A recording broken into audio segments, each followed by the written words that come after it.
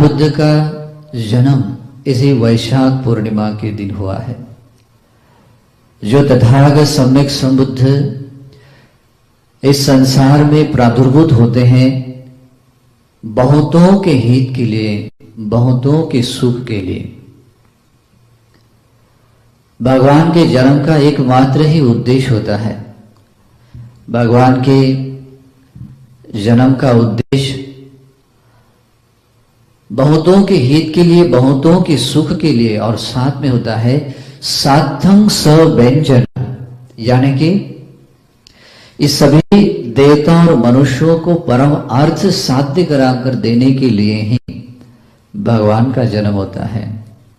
और परिपूर्ण रूप से धर्म की देशना, यानी कि एक सर्वज्ञता ज्ञान से जो निर्वाण का मार्ग होता है, उस निर्वाण के मार्ग को बताने के लिए भगवान का जन्म होता है। और इसलिए भगवान बुद्ध संसार में जब पारमिताओं को पूरा करते हैं तो उनके पीछे भी यही एक भाव, ये करुणा। ये माइक ठीक से नहीं होता, हेलो, इसको हटा दो।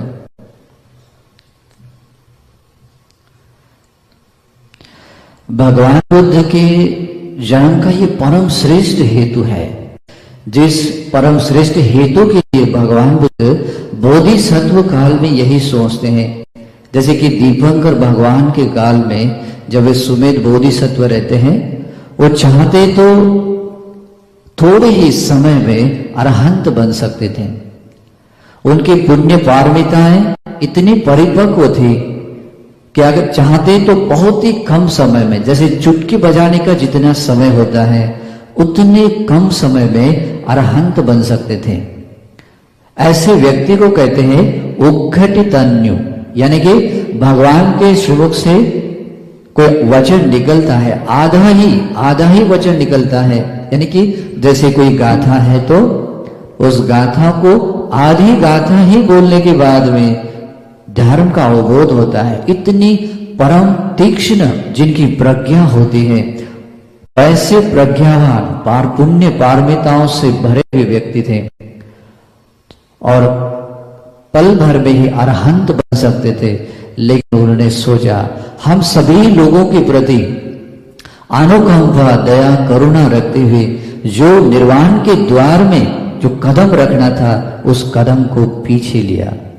और उन्होंने सोचा, अरे ये जो आनंद संसार में जो प्राणी जन्म लेता है, बूढ़ा होता है, मरता है, इस संसार चक्र में, दुख चक्र में भ्रमण करने वाले जीव सत्वों को मैं भी ऐसे ही भव पार करने वाला बनूंगा, सारे दुखों से मुक्त कराने वाला बनूंगा। तो ये मेरे लिए कितने सौभाग्य की बात है। तो मैं अकेला मैं निर्वाण को प्राप्त करूं या अननोन होकर मैं ऐसे निर्वाण नगर में प्रवेश करूं, ये मेरे लिए शोभनीय बात नहीं है। तो क्यों न मैं इस सभी प्राणियों को इस भव संसार से पार कराता हुआ मैं सम्यक संबुद्ध बनूं। देखिए भगवान बुद्ध की करुणा।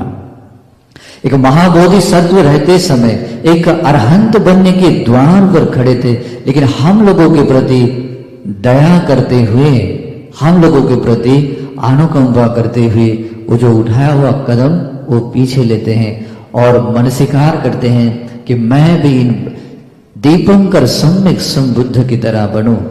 जो सम्यक संबुद्ध स्वयं निर्वाण प्राप्त है, स्वयं अरहंत है और दूसरों को भी निर्वाण पाने के लिए धर्म की देशना देते हैं। स्वयं इस सारे संसार दुखों से मुक्त है और दूसरों को भी इस भव संसार से पार कराने के लिए धर्म की देशना देते हैं। अरे मैं भी क्यों ना ऐसा बनूं। तो दीपंकर बुद्ध जब उधर से अभी वो घटना बहुत लंबी है, आप लोगों सुनी होगी। भगवान बुद्ध उधर से आते आते ये मनसीकार चलता है उनके मन में, और मनसीकार चलते हुए वो भगवान के अनंत गुणों को याद करते हैं। मैं भी ऐसा बनूं जो स्वयं ऐसे सम्मा संबोधि ज्ञान को प्राप्त करो, दूसरों को भी उस निर्वाण का बोध कराने के लिए धर्म की देशना देने वाला बनो।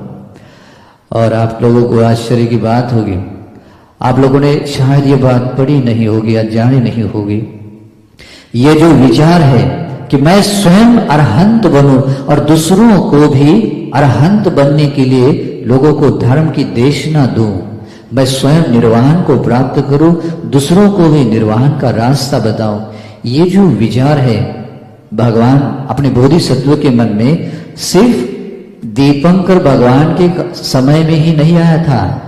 ये घटना, ये विचार उनके मन में आया था 20 असंख्य 1 लाख कल्प पूर्व, बहुत लंबा समय पहले, 20 असंख्य 1 लाख कल्प पूर्व यही विचार उनके मन में आया था।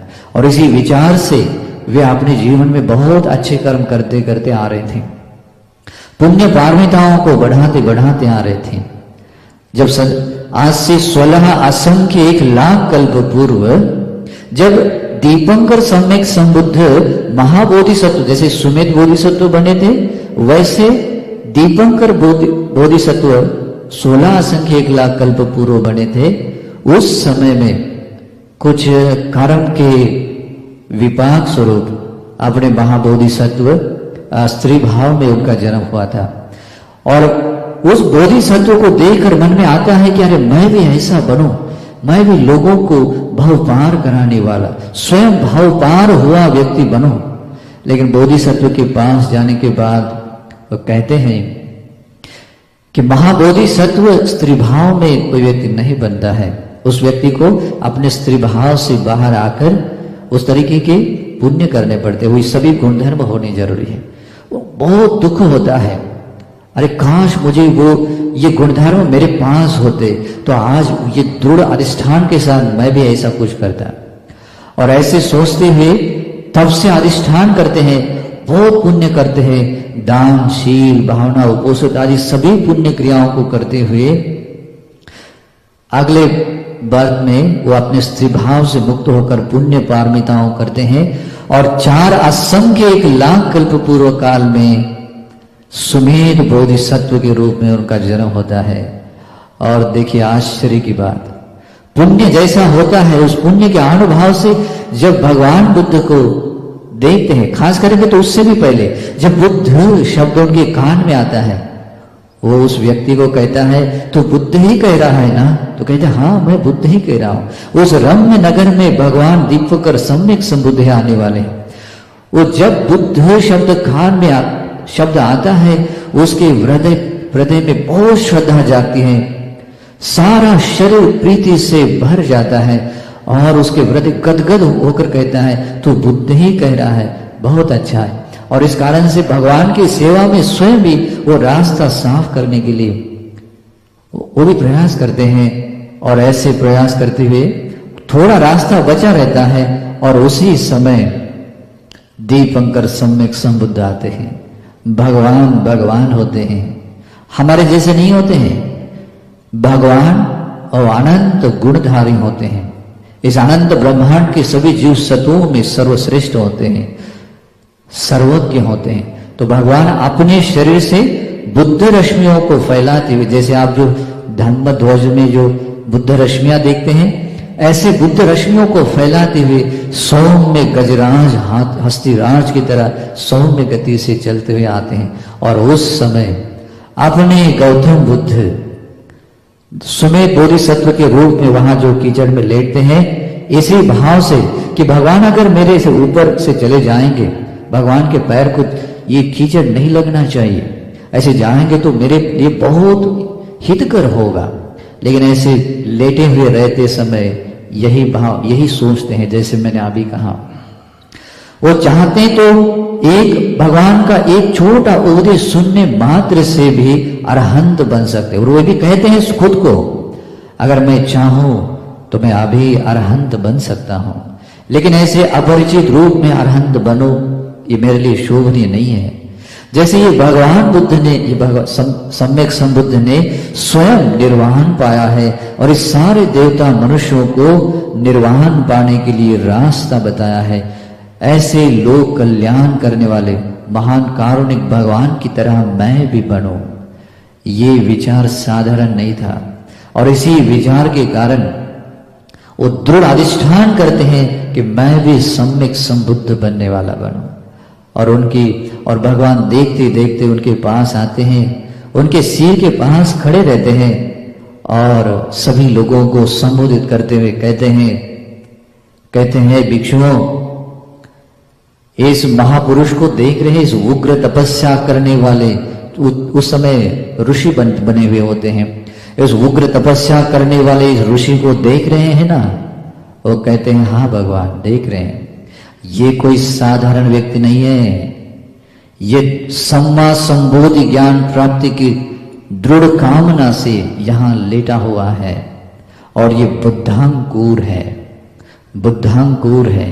आज से 4 असंख्य 1,00,000 कल्प के बाद, आज से 4 असंख्य 1,00,000 कल्प के बाद जम्बूद्वीप में, इसी जम्बूद्वीप में गौतम नामक सम्यक संबुद्ध के रूप में उनका जन्म होगा।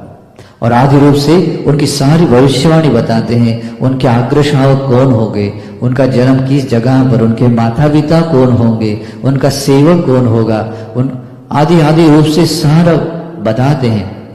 और ऐसा कथन सुनने के बाद सुमेध बोधिसत्व सोचते हैं बुद्धों का वचन कभी खाली नहीं जाता, सम्यक संबुद्ध कभी असत्य नहीं बोला करते हैं। जैसे ऊपर फेंका हुआ एक डंडा या कोई पत्थर नीचे गिरना जैसे निश्चित होता है, वैसे ही भगवान बुद्ध का वचन सिद्ध होना निश्चित होता है। और इस प्रकार से बहुत ही हर्षित होते हैं कि भगवान का वचन सत्य है और इस सत्य वचन से मेरी जो प्रार्थना है वो सिद्ध होने वाली है। और इस भाव से बहुत गदगद हो उठते हैं। और बाद में वे दीपंकर सम्यक संबुद्ध कुछ, और विशेष बात यह भी है उसी समय में वो जो सुमित्रा नाम की एक उपासिका परिव्राजिका होती है, उसने कुछ कमल के फूल लाए थे, उसमें से कुछ फूल सुमेध बोधिसत्व को देते हैं कि भगवान की पूजा करो, और स्वयं भी अपने कुछ पुष्प भगवान के चरणों में रखकर वंदना करते हैं। और बाद में जैसे सुमेध बोधिसत्व ने प्रार्थना की, वो सुमित्रा परिव्राजिका, वो सत्पुरुष गुणों वाली वो स्त्री भगवान को प्रार्थना करती है कि ये जो महापुरुष यहाँ लेटा हुआ है, जिस सम्मा संबोधि ज्ञान को पाने की प्रार्थना उन्होंने की है, उसी महाबोधि सत्व को ये इस व्यक्ति के हर जन्म में हर जगह पर उनको साथ देने वाले, उनकी पारमिताओं को पूरा करने के लिए अनुबल देने वाली मैं एक अर्धांगिनी, उनकी धर्म पत्नी बनूं, ऐसी भी प्रार्थना करते हैं। और भगवान भी उनको भी आशीर्वाद करते हैं। और इस तरीके से उनकी जर्नी, ये जीवन यात्रा आरंभ होती है। और इस जीवन यात्रा आरंभ करते हुए 4 असंख्य 1,00,000 कल्प काल बीतते हैं। और इस काल में भगवान बुद्ध समतींस पारमिताओं को, यानी कि समान रूप से 30 पारमिताओं को पूरा करते हैं। वैसे 10 पारमिताएं हैं, 10 उप पारमिताएं हैं, 10 परमार्थ पारमिताएं हैं। इन 30 पारमिताओं को समान रूप से परिपूर्ण करते हैं। और ये परिपूर्ण करते हुए बहुत ही दुख झेलते हैं। इतना स्ट्रगल होता है, सोच नहीं सकते, इमेजिन नहीं कर सकते संसार में उन्होंने कितना दुख सहा है।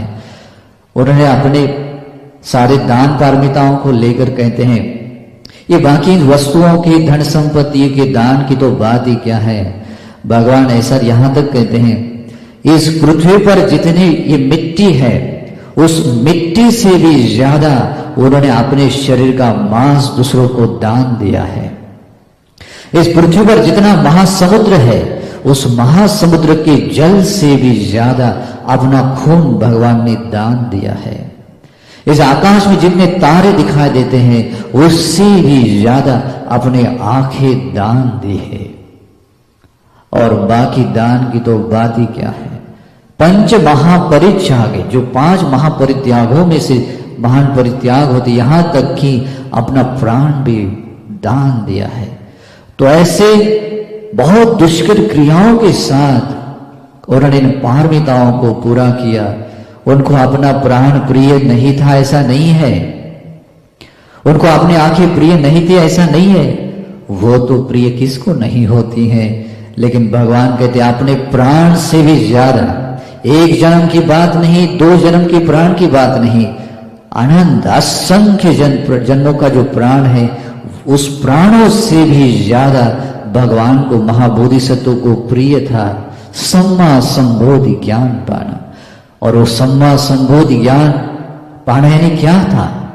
भगवान तो पहले भी अनंत बन सकते थे, वो सम्मा संबुद्ध बनने का अर्थ होता है स्वयं अरहंत बनना, स्वयं इस संसार दुखों से मुक्त होना और दूसरों को भी इस संसार दुखों से मुक्त करने के लिए, होने के लिए मार्ग बताना, ये गुणधर्म है।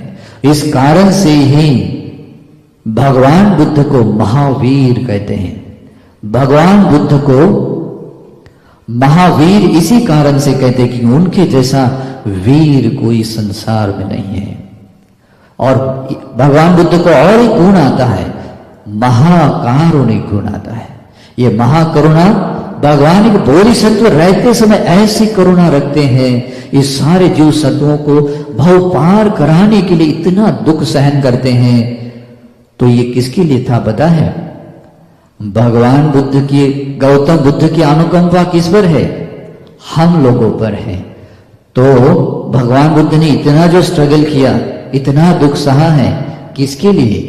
हम लोगों के लिए। हम लोगों के लिए इतना सारा दुख सहा है और इतनी लंबी जर्नी करते हुए पारमिताओं को पूरा किया है। आप लोगों को लगता है कि छोटी सी चीज है, दूसरों को दान दिया, इतने से होगा? नहीं। इन पारमिताओं की बोधिसत्व चर्या को देखते हैं तो ऐसे रोंगटे खड़े हो जाते हैं।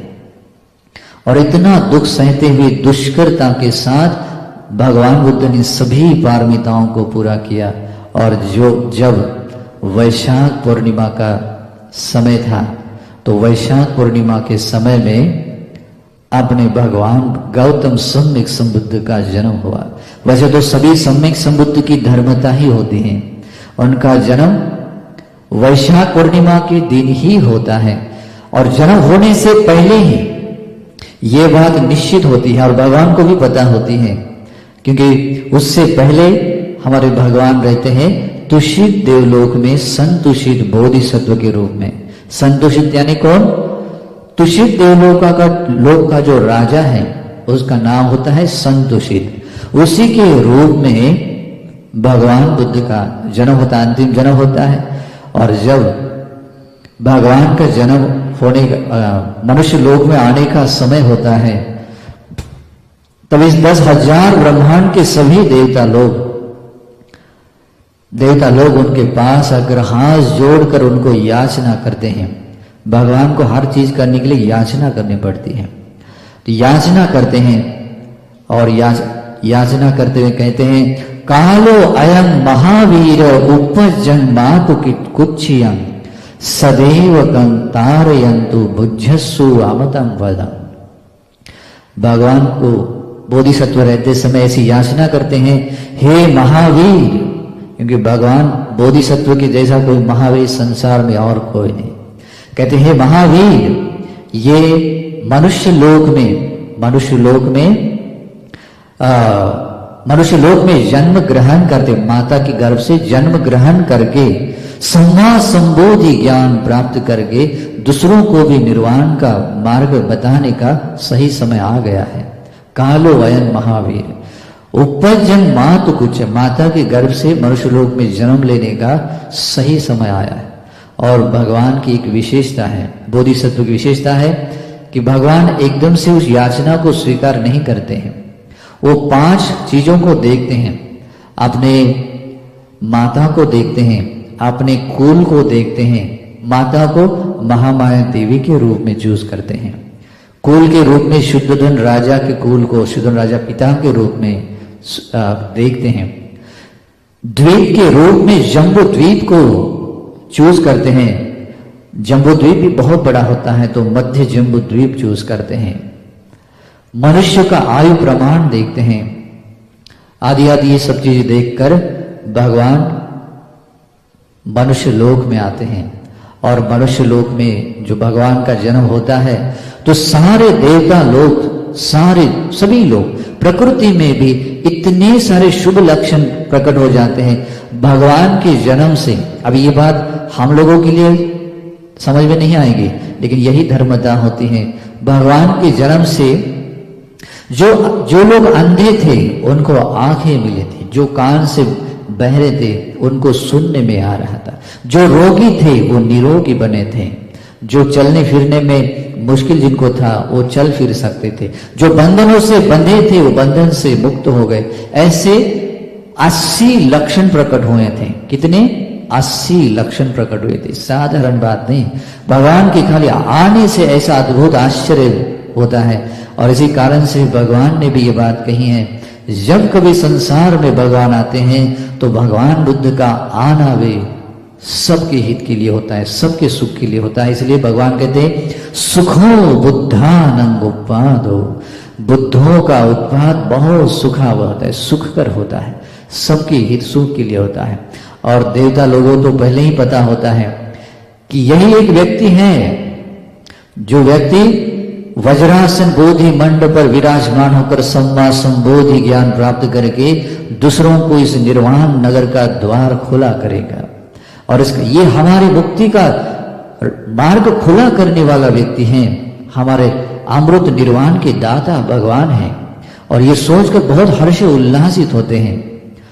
और भगवान का आज के दिन में वो इस प्रकार का जन्म होता है। वैसे भगवान का जन्म ऐसे हमेशा नहीं हुआ करता है। एक बार ऐसे ही आनंद बंद जी भगवान को कहते, भगवान ऐसे बहुत सारे रत्न है, जैसे हस्ती रत्न है, अश्व रत्न है, जो मनुष्यों के हित सुख के लिए समय समय पर कहीं कहीं जन्म लेते हैं और उस कारण से वैसे लोग सुखी बनते हैं। लेकिन जो पुरुषों में जो अजानीय सर्वश्रेष्ठ व्यक्ति है उनका जन्म कहाँ और कैसे होता है, कहाँ होता है? तो भगवान बुद्ध कहते हैं, आनंद, भगवान जो अजानीय पुरुषों में जो अजानीय है, सर्वश्रेष्ठ व्यक्ति हैं, वे ऐसे सभी और जन्म नहीं लेते और हमेशा भी जन्म नहीं लेते हैं।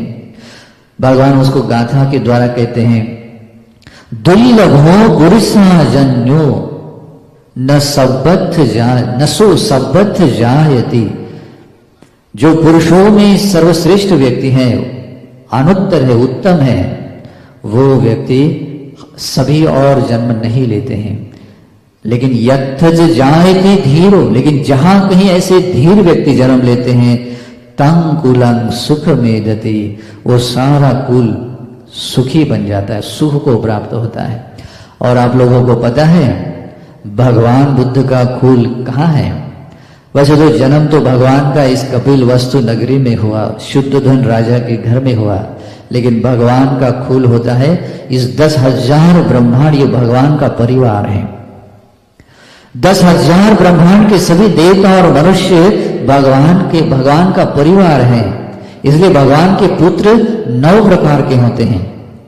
भगवान के पुत्र 9 प्रकार के होते हैं। और ये 10,000 ब्रह्मांड के सभी देवता और मनुष्य उसमें आते हैं। उसमें भिक्खु भिक्खुनिया, उपासक उपासिका, उसमें देवता आदि सभी लोग आते हैं। ऐसे 9 प्रकार के हैं। और ये भगवान का परिवार है। तंग कुलं सुख मेदति, भगवान के परिवार में आने वाले सभी लोगों में खुशियां फैल जाती है, सभी लोग सुखी बन जाते हैं। और भगवान ने यही बात कही है। इसी कारण से हम लोगों का सौभाग्य है, हम लोगों का पुण्य है कि आज भगवान बुद्ध के शासन के रहते हुए, भगवान के परिनिर्वाण के बाद सही, लेकिन भगवान बुद्ध के शासन के रहते हुए हमें मनुष्य का जन्म मिला है। ये मनुष्य का जीवन ऐसा ही नहीं मिला है। और ये बुद्ध शासन रहते हुए मनुष्य का जन्म मिलना इतना आसान नहीं होता है, बहुत दुर्लभ। वैसे तो नॉर्मली भी मनुष्य का जन्म बहुत कठिनाई से मिलता है। भगवान बुद्ध कहते किच्छु मनुष्य पटिलाभ, दुर्लभ हो मनुष्य पटिलाभ, बहुत ही दुर्लभ होता है। लेकिन ऐसा दुर्लभ होने के बाद भी समय समय पर मनुष्य का जीवन मिलता ही है। लेकिन बुद्ध शासन रहते समय मनुष्य का जीवन मिलना उससे भी ज्यादा कठिन होता है। लेकिन आप लोगों का, हमारा सौभाग्य था, हमारा पुण्य था कि बुद्ध शासन रहते हुए मनुष्य का जीवन मिला है। और भगवान बुद्ध कहते हैं, जिस समय में बुद्ध शासन हो, जिस समय में, उस समय में अगर हमें मनुष्य का जन्म मिले, उस मनुष्य जीवन में उस भगवान का दर्शन मिले या भगवान के श्रावकों का दर्शन मिले, भगवान बुद्ध के द्वारा उपदेश हुई सद्धर्म श्रवण करने के लिए मिले और उस धर्म के अर्थ को समझने के लिए भी मिले और उस धर्म के अर्थ के अनुसार प्रतिपादन करना मिलता है और उसके धर्म का लाभ करना मिलता है। तो भगवान कहते हैं, इसको कहते हैं क्षण संपत्ति। ये क्षण संपत्ति, इस सभी चीजों को जब लाभ होता है, एक आदमी को मिलता है, तो उस आदमी को वो क्षण संपत्ति मिली है जो सैकड़ों कल्पों में भी नहीं मिलती है, सैकड़ों कल्पों में भी नहीं मिलती है। देखिए, इतने सम्यक संबुद्ध आकर चले गए हैं, पता नहीं हम उस समय कहां किस रूप में होंगे, लेकिन वे भगवान बुद्ध आए, लोक सत्वों का कल्याण किया और वे परिनिर्वाण को प्राप्त हुए। लेकिन हमें उन भगवान को पहचानना नहीं आया। पहचानते तो आज हम यहाँ नहीं होते। लेकिन आज हम यहाँ जो है, इसके पीछे भी कारण हो सकता है गौतम सम्यक संबुद्ध के काल में हो, या भगवान काश्यप सम्यक संबुद्ध के काल में हो, भगवान कोणागमन सम्यक संबुद्ध के काल में हो, या भगवान ककुसंद सम्यक संबुद्ध के काल में हो, या वैश्यबोध की विपस्सी सम्यक संबुद्ध के काल में हो। कहीं ना कभी हम लोगों ने पुण्य किया है और इसी कारण से आज हम यहां पर हैं। ये जो क्षण संपत्ति मिली है, इसी का ये प्रमाण है। अगर आप लोगों के हृदय में भगवान बुद्ध को मूल करके श्रद्धा जागृत हो रही है, तो समझ लेना ये आप लोगों का पुण्य है और वो पुण्य किसी भगवान के काल में अपने को किया हुआ है। इसलिए प्रसन्न होना चाहिए, इस मिले हुए शुभ क्षण को, इस क्षण संपत्ति को समझना चाहिए और क्षण संपत्ति का लाभ उठाना चाहिए। ये क्षण संपत्ति अगर हाथ से एक बार गवा दी तो भगवान कहते हो बहुत लंबे समय तक पश्चाताप करेगा, बहुत ही पछताएगा। और ये मौका अगर हाथ से गवा दिया तो दूसरा मौका भी वो व्यक्ति हाथ से गवा सकता है। जैसे कि भविष्य में अपने गौतम बुद्ध की तरह ही एक सम्यक संबुद्ध आने वाले हैं, उनका नाम है आर्य मैत्रेय सम्यक संबुद्ध। अगर ये अपने हाथ से मौका गवा दिए, इस बुद्ध शासन में अपने कुछ परमार्थ निर्वाण नहीं पाया, तो वो मौका भी हाथ से छूटने की संभावना अधिक होती है। इसीलिए भी ये जो आप लोगों को जो क्षण संपत्ति मिली है, इसका लाभ उठाना चाहिए, इसको गवाना नहीं चाहिए। अगर आप इसका लाभ उठाते हैं, आप अपने जीवन को धन्य बनाते हैं, आप अपने इस वर्तमान जीवन को तो सुखी बनाते ही हैं, लेकिन आप संसार में जहां जहां जन्म लेंगे, जब जब जन्म लेंगे, तब तब आप अपना जीवन सुखी बनाएंगे, अपने निर्वाण तक की यात्रा को सुखी बना सकते हैं। ऐसा सौभाग्य आप लोगों को अभी मिला है। और इसी कारण से मैं एक बात विशेष रूप से बताना चाहूंगा। ये जो भगवान बुद्ध को भूल करके भगवान के प्रति श्रद्धा रखते हुए इस वैशाख पूर्णिमा का उत्सव को अगर आप मनाने का सौभाग्य आप लोगों को मिल रहा है, तो संसार का सबसे दुर्लभ लाभ आपको मिल रहा है और संसार का सबसे बड़ा सौभाग्य आप पा रहे हैं कि भगवान के इस जन्म उत्सव को एक आप बहुत सारे शुभ कर्मों के साथ आप मना रहे हैं। तो ये दुर्लभ सौभाग्य आप लोगों को, हम लोगों को मिला है। इसीलिए भी प्रसन्न होना चाहिए और बहुत ही खुशी से ऐसे उत्सव को मनाना चाहिए। लेकिन ये डिपेंड आता है आप लोगों की श्रद्धा पर। श्रद्धा अगर ऐसी कमजोर है, डावाडोल है, तो वह श्रद्धा आपकी इस क्रिया को मजबूत पुण्य के रूप में तब्दील नहीं कर सकती है। श्रद्धा ही है इस पुण्य क्रिया। जैसे आप ये धर्म श्रवण कर रहे हैं, ये धर्म श्रवण के इस पुण्य को भी एक बहुत ही मजबूत वाला पुण्य बना सकते हैं अगर आप श्रद्धा से प्रवचन सुन रहे हैं। अगर ये बुद्धवाणी श्रवण करते हुए आपके हृदय में श्रद्धा है तो समझ लेना उस धर्म श्रवण के इस पुण्य को एक मजबूत आप एक पुण्य बीज बना रहे हैं। इसलिए भगवान कहते हैं श्रद्धा बीजम तपो उठी, यानी कि श्रद्धा क्या है, बीज के रूप में बनती है। आपके जैसा बीज अगर बनता है, जैसा बीज बोते हैं तो वैसा फल पाते हैं। तो उस पुण्य क्रियाओं को बीज के रूप में बनाने के लिए पहला कारण क्या बनता है, श्रद्धा। तो ये सभी क्रिया करते समय, जैसे बुद्ध की आपने वंदना पूजा की, अभी आप धर्म श्रवण कर रहे हैं, तो इस हर क्रियाओं के पीछे एक बात होनी चाहिए, वो है श्रद्धा।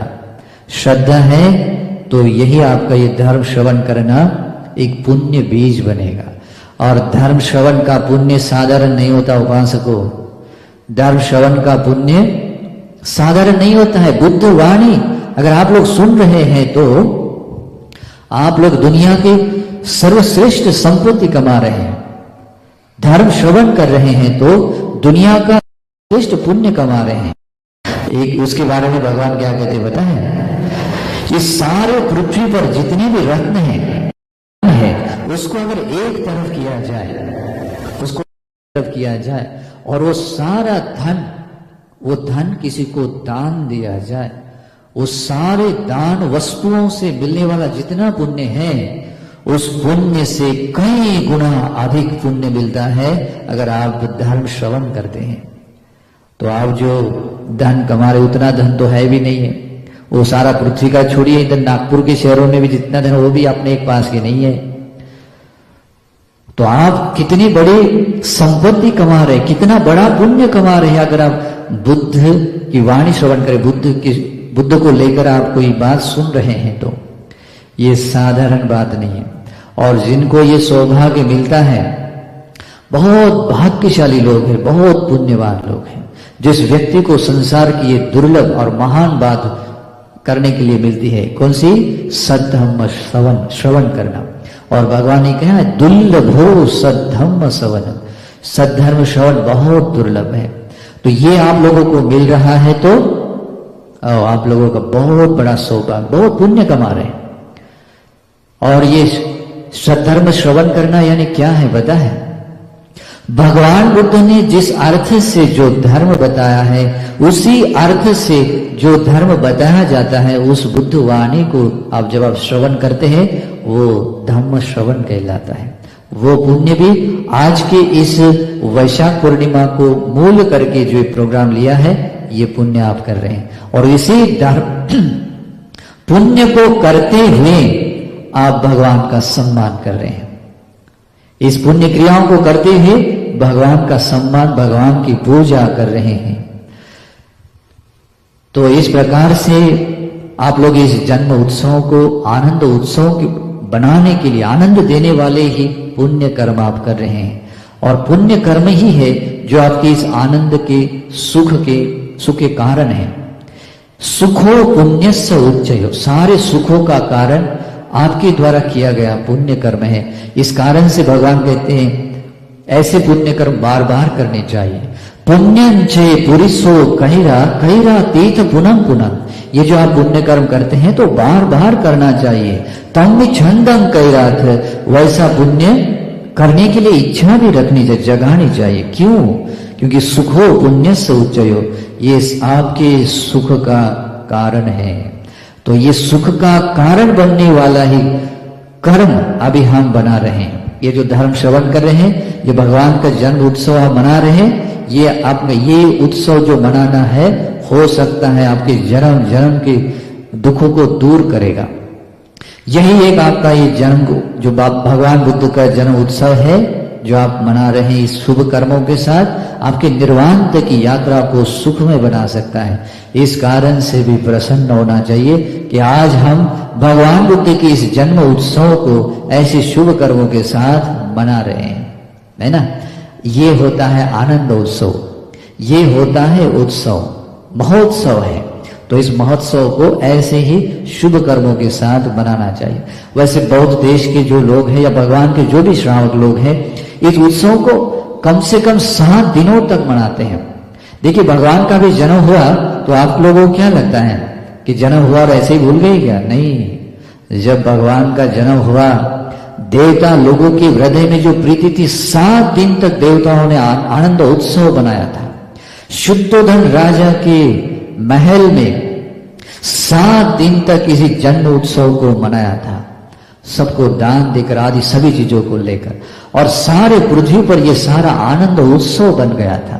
प्रकृति निसर्ग का हर एक प्राणी, सचेतन प्राणी सुखी बना हुआ था। तो यह आनंद उत्सव ऐसे ही बना था। तो ऐसा आनंद उत्सव मनाने के लिए हम यहाँ आए हुए हैं। तो ये जन्म वैशाख पूर्णिमा के जन्म के स्वभाव को लेकर मैंने जो बात कही ये है। अभी मैं भगवान बुद्ध के सम्मा संबोधि ज्ञान, ये जो इसी वैशाख पूर्णिमा को जो बात घटित हुई है उस बात को लेकर कहता हूं। जब कभी संसार में तथागत सम्यक संबुद्ध सम्मा संबोधि ज्ञान को प्राप्त करते हैं और एक बुद्ध बनते हैं तो बुद्ध के प्रादुर्भाव से ही भगवान कहते संसार में श्रोतापन्न व्यक्ति प्रादुर्भूत होते हैं, सकतागामी व्यक्ति प्रादुर्भूत होते हैं, अनागामी व्यक्ति अरहंत व्यक्ति प्रादुर्भूत होते हैं। भगवान बुद्ध जब ऐसे बुद्ध बनते हैं तो सबके लिए निर्वाण का द्वार खुलता है।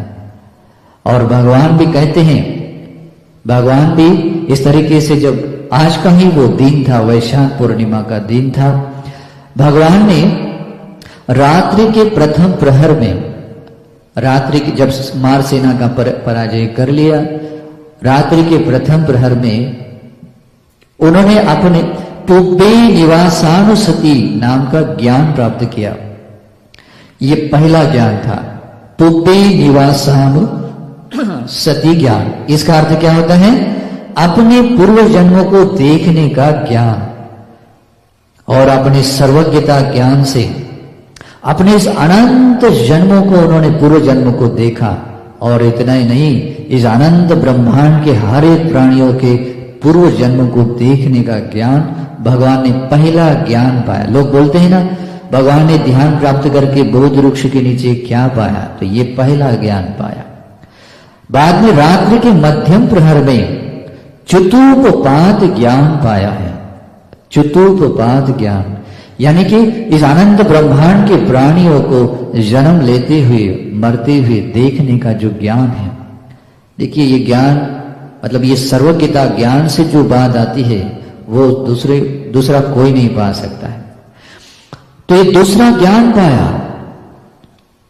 और जब भगवान बुद्ध रात्रि का अंतिम प्रहर चल रहा था तो उस समय में अभी देखिए पूर्व जन्म को देखकर आपने इस जर्नी को देखा, उन्होंने कैसी ये जर्नी आई, यात्रा आई है।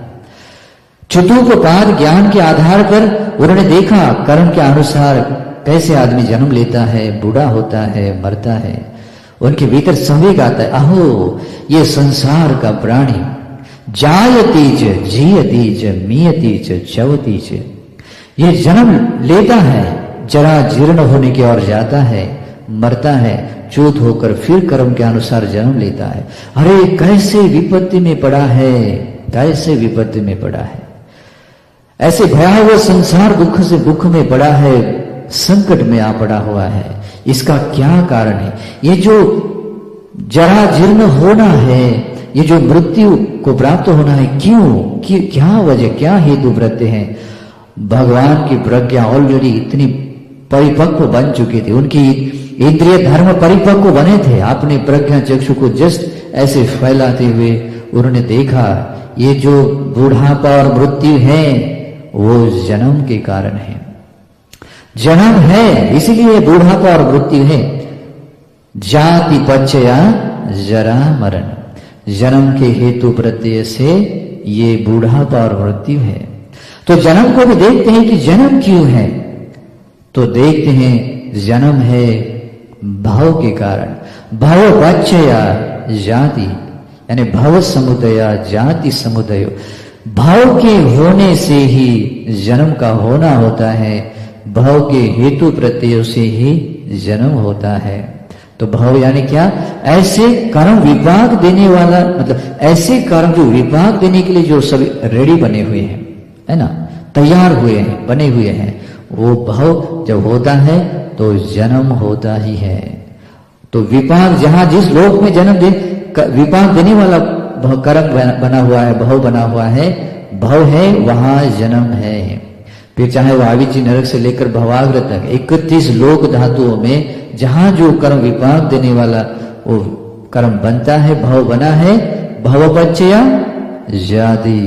तो ऐसे देखते हुए फिर सोचते ये भाव क्यों है, वो सोचते हैं ये भाव है उपादान के कारण। ये उपादान की उपादान नहीं बंधन, ये उपादान क्यों है? ये तृष्णाओं के कारण। ये तृष्णा क्यों है? वेदनाओं के कारण। ये वेदना क्यों है?